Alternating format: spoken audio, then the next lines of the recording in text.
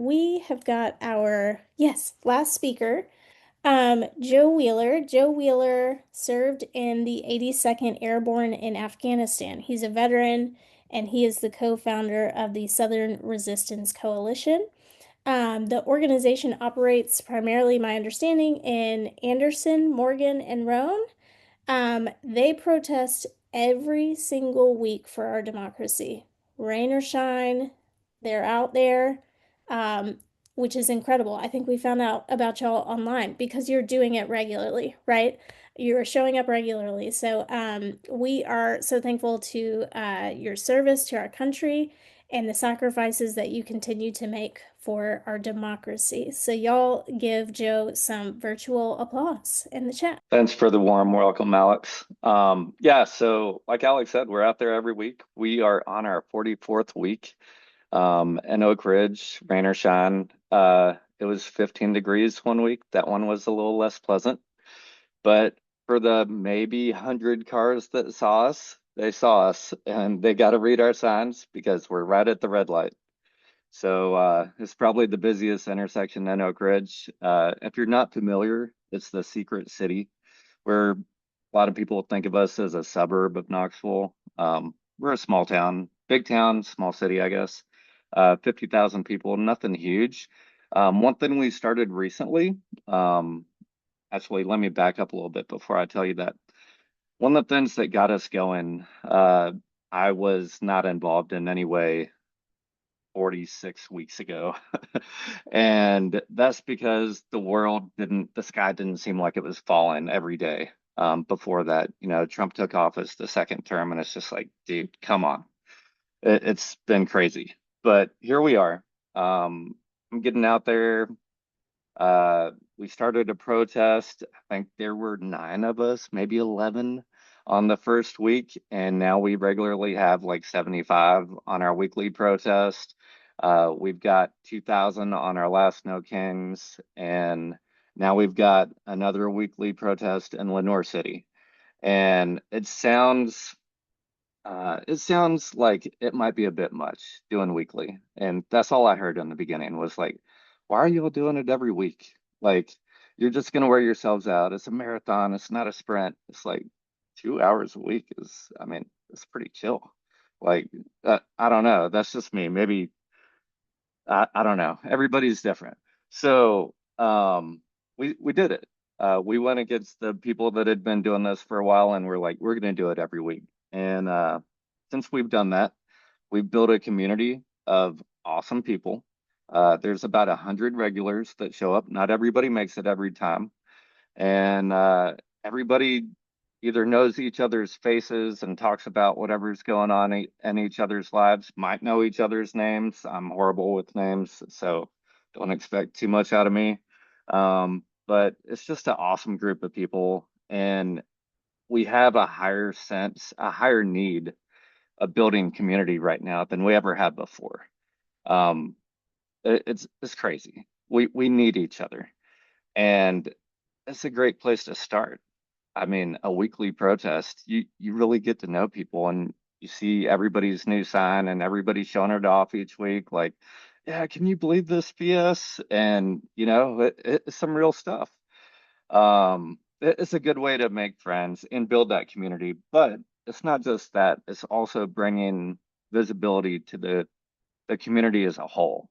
All of Oak Ridge, whether they agree with not being fascist like we do, which is our core principle for SRC. But because let me back up a little bit more, we are nonpartisan, grassroots. So there are people out there that are Republicans. I know it's kind of scary, but we're in Tennessee. Let's let's get everybody on our side. We're all against fascism. We can disagree on the little stuff later on. The analogy somebody told me the other day that really hit home was, if we're two chefs in the kitchen and the chicken or turkey or whatever you're cooking catches on fire, you argue about what your dessert you're making is, or do you put out the fire? Let's put out the fire, and then we'll maybe talk about a dessert or make them both. Who cares? Let's put out the fire. So we've got a lot of people from different backgrounds coming together and just trying to bring awareness to the community. If everybody watches Fox News all day, they're in an echo chamber of just, I'll be nice, of stuff. Um, yeah. So we got to pull people out of there and pull their heads out of the sand because sometimes that's the case too. People aren't political. If we do that by showing them information on our signs, hopefully short, concise, to the point, don't put a full paragraph on there. Things you learn after 44 weeks. But, make sure you're presenting facts that are important to the people that are neutral or, maybe even just stuff that people on your side don't know. And, it's really important in a red state because we are surrounded by it. And I grew up here. I'm six generations worth of Tennessee in my family and from this area in East Tennessee. And the amount of nonsense I grew up around was insane. We are not as racist as we used to be. There's a lot less ignorance in that way. It's getting better, but we have a long way to go. And by being the squeaky wheel, we can push that further.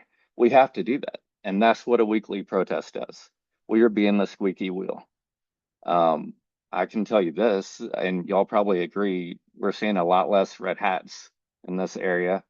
And I think that's nationwide from what I can tell. But, I'd like to think the weekly protests help a little bit too. It's pretty awesome.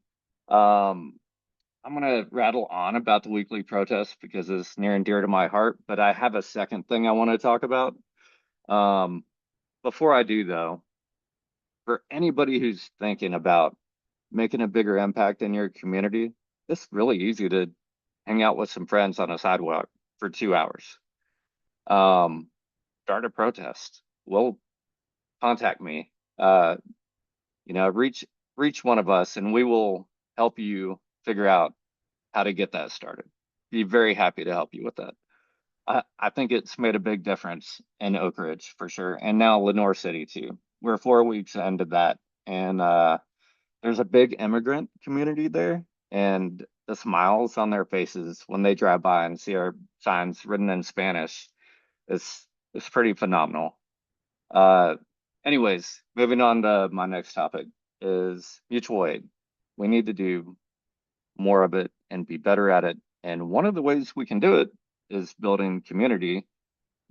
Protesting does that. So there's a good segue and probably why I'm passionate about this too. All of SRC is. But recently we brought a truckload of donations to Minneapolis. And we had, cold weather gear, first aid gear, feminine hygiene, food, you name it. And we raised some money too. And most of that came from members of SRC and a few people that were driving by that saw our fundraising signs. But it was really powerful because I got up there and we brought we brought the money. Well, we brought all of the hard donations to a place called Powwow Grounds Coffee, and they're a native owned mutual aid coffee shop, which is super cool. Combine those three things together. But they have a whole back room that's just like dedicated to ice patrols and people who need to be resupplied to help stand up to ice and what they were doing. I got there uh, before that, though. That was the second day. The first day I got there was the day that Alex Preddy got murdered. I showed up there and it kind of blew my mind thinking back on it. I'm a street medic also, which is important for protesting. It's good to know how to, you know, take care of people if bad stuff happens. But I got there and I was like, man, I am a street medic in the same spot that Alex Preddy was a street medic earlier this day and got murdered. It kind of blew my mind. I was in Afghanistan, like you said, Alex, 3 times because I'm a sucker for punishment. But I I thought about it and I hadn't had a thought like that since Afghanistan. Like, wow, could have been me type moment. And all I did was walk around on a sidewalk. How crazy is that? So, stuff's real there. It's very real. But one thing I noticed was the community that was there was next level. In the Army, we had really good camaraderie. Minneapolis and Twin Cities was next level. It was amazing. They had a lot of the network from Black Lives Matter. You know, George Floyd and everything happened. They already knew a lot of people had the networks built, but the level that people are coming together is so awesome, and we need to learn from it.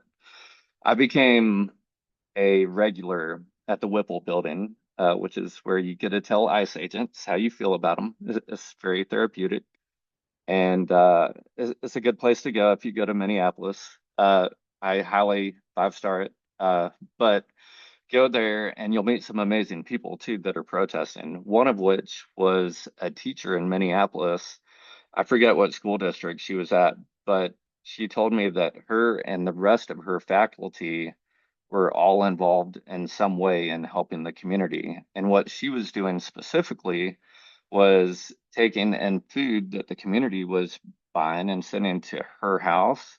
And then she was driving out to different students in her school district that were remote because they were immigrant families and they were sequestered in their homes, couldn't work, couldn't buy food, and she was bringing it to them.